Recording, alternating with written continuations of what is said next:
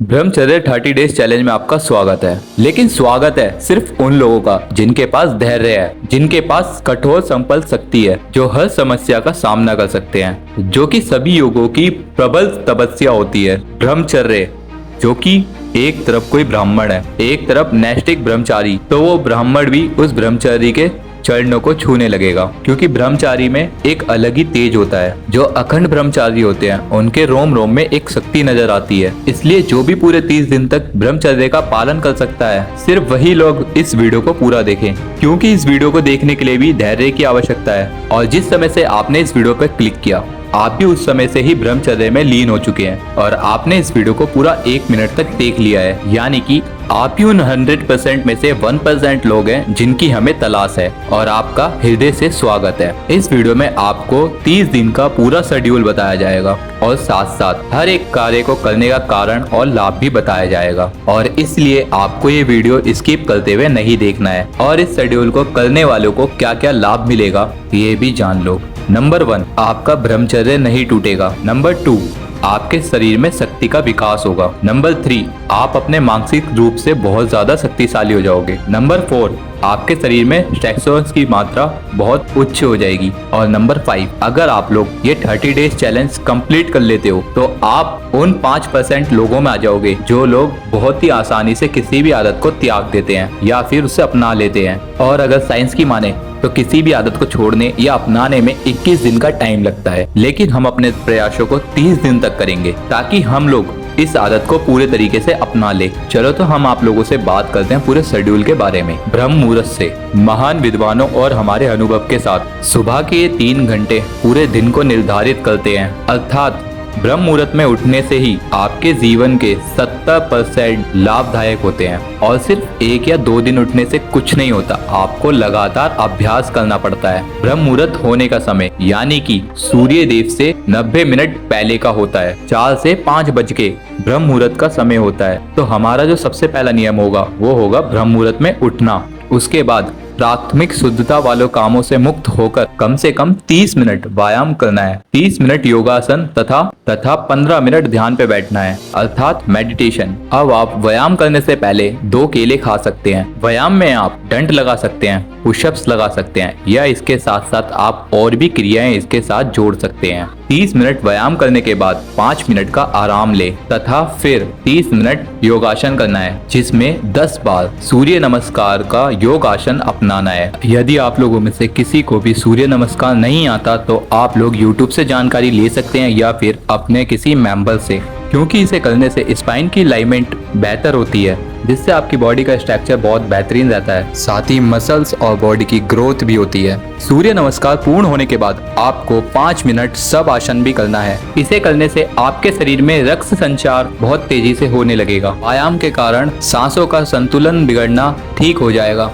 और ये 5 आसन जो ब्रह्मचार्य के लिए बहुत ही जरूरी होते हैं, हम ये भी करने वाले हैं। तो हमारा जो पहला आसन पड़ता है वो है पद्मासन, दूसरा है वज्रासन, तीसरा है सर्वांगासन, चौथा है मक्षेनासन और 5वां है हलासन। इन आसन से आपकी जलेंद्र की मांसपेशियां मजबूत होंगी और स्वप्न दोष भी समाप्त हो जाएगा। और एक और बात, आपको इन सभी व्यायाम से आपकी जो टेस्टोस्टेरोन की मात्रा है वो 10% बढ़ती है, और टेस्टोस्टेरोन की मात्रा ज्यादा होने से उसका शरीर उतना ही बलवान होता है। अब ये सारे आसन करने से आपके शरीर का तापमान बहुत ही ज्यादा होने वाला है, इसलिए 5 मिनट आपको सब आसन करना है। इसके बाद आपको 15 मिनट मेडिटेशन करना ही है, लेकिन आप शुरुआत में ध्यान नहीं लगा सकते क्योंकि आपके मन में पहले से ही बहुत सारे विचार चल रहे होंगे। इसलिए हम आपको मेडिटेशन करने की 2 विधि बताते हैं। पहला है अपनी सांसों पे ध्यान को केंद्रित करना, यानी कि जब आप शांति से बैठे हो तो अपनी सांसों पे ध्यान देना। दूसरी विधि है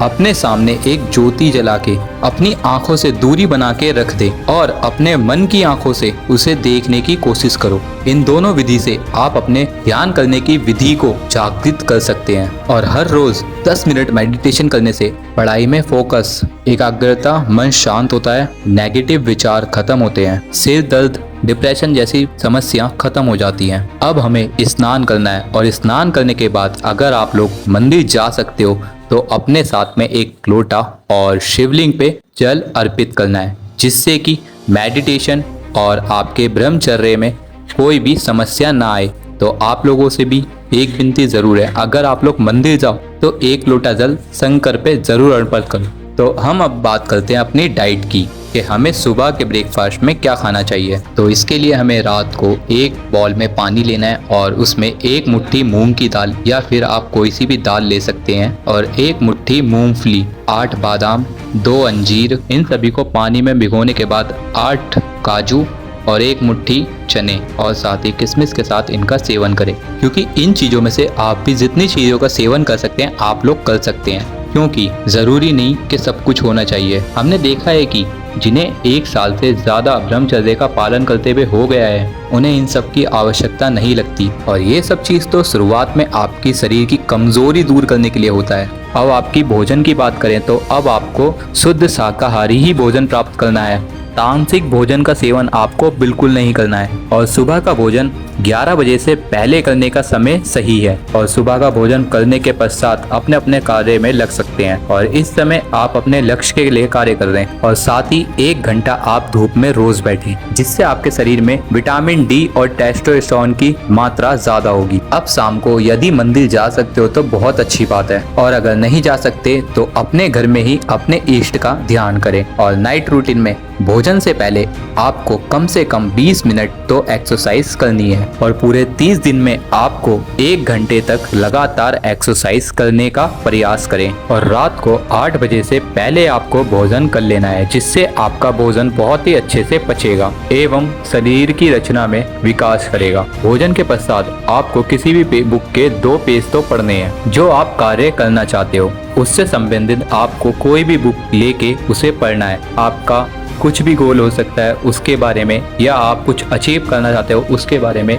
या फिर आप कुछ बनना चाहते हो उसके बारे में, या फिर आपकी जो पढ़ाई चल रही है उस किताब को आपको 2 पेज उसके रोज पढ़ने हैं। इसलिए मैं आज आपको अपनी तरफ से कोई भी बुक नहीं बता रहा हूँ, क्योंकि आपको वही बुक पढ़नी है जो आप करना चाहते हो या कुछ उसके बारे में जानना चाहते हो। और अब आपको अपने चैलेंज का आखिरी काम करना है, वो ये है, अगर आपको कल क्या करना है वो आज आपको लिखना पड़ेगा। आपको वो लिखना है कि मुझे कल क्या करना है। अब आप सोच रहे होंगे कि क्या लिखना है, तो हमें यहाँ लिखना है अपने भविष्य के ऊपर, यानी कि जो हम 3 साल में करना चाहते हैं या फिर हम 2 साल में करना चाहते हैं, या मैं ऐसा क्या सोचूं या क्या लिखूं जो मेरा आने वाला 2 साल या 3 साल में मेरे को मिल जाएगा जो मैं चाहता हूं। यदि आपके पास कोई लक्ष्य नहीं है तो इस 30 दिनों में आपको उस लक्ष्य को प्राप्त करना है या उसे पहचानना है। और बिना लक्ष्य के आपको ये वीडियो भी एक मजाक लगने लगेगी, इसलिए आपको अपना वो लक्ष्य ढूंढना ही होगा। और जब आपको अपना लक्ष्य मिल जाएगा तब आपको महसूस होगा कि आपने क्या प्राप्त किया इस वीडियो से और क्या करने वाले हो। और जब आपको वो मिले तो आपको उसके लिए हर रोज एक नया दिन निकालना है और उसके बारे में लिखना है कि मैं कल कुछ ऐसा करूं जिससे कि वो मुझे जल्दी प्राप्त हो। और रात में 9:30 तक जागना है, फिर उसके बाद आपको सोना है और सोने से 1 घंटे पहले आपको मोबाइल नहीं चलाना है और सुबह ब्रह्म मुहूर्त में उठ के वही द्वारा दोहराना है जो मैंने आपको बताया है। इस वीडियो के माध्यम से आपको पता चल गया होगा कि मैंने आपको क्या क्या बताया है, और जो कार्य मैंने आपको बताया है वो करने के बाद ही आपको अपने फोन में हाथ लगाना है, उससे पहले आपको अपना फोन छेड़ना भी नहीं है। तो चलो आपको एक और बार जल्दी से बता देता हूँ सुबह उठ के आपको करना क्या है। ब्रह्म मुहूर्त में उठने के बाद आपको योग, व्यायाम, ध्यान करने के पश्चात स्नान करना है। स्नान करके प्रभु के पास जाना है और उनसे उनका साथ मांगना है, और फिर अपनी डाइट में जो हमने बताया था वो आपको ग्रहण करना है, और फिर जो भी आपने रात में लिखा था अपने कल के कार्य के लिए वो आपको कार्य करना है। और शाम होते ही आपको